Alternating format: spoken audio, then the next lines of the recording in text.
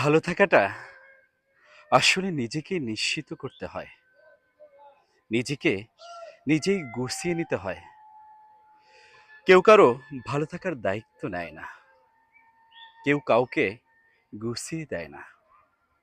কারো অপেক্ষায় একটা আস্ত জীবন কাটিয়ে দেওয়ার পর দেখবেন সেই মানুষটার আপনাকে নিয়ে চিন্তা করার সময় নেই।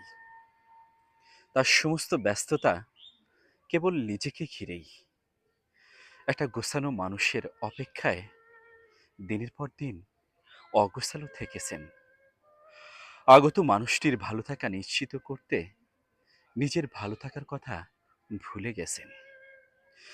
দিনের পর দিন আপনি ভেবে গেছেন সেই কেউ একজন এসে আপনাকে গুছিয়ে দেবে, ভালো থাকার দায়িত্ব নেবে। আসলে মানুষকে গোছানোর দায়িত্ব নেয় না। কেউ কেউ জীবনে আসে এবং আরো বেশি অগোছালো করে দিয়ে চলে যায়।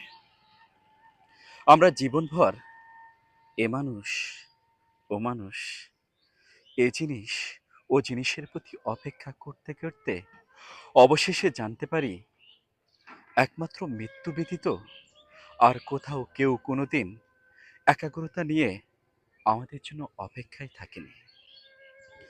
আপনারা শুনছেন নিজেকে ভালো থাকা আসলে নিজেকেই নিশ্চিত করতে হয়। লেখক সালমান হাবিব। অসংখ্য ধন্যবাদ সকলকে।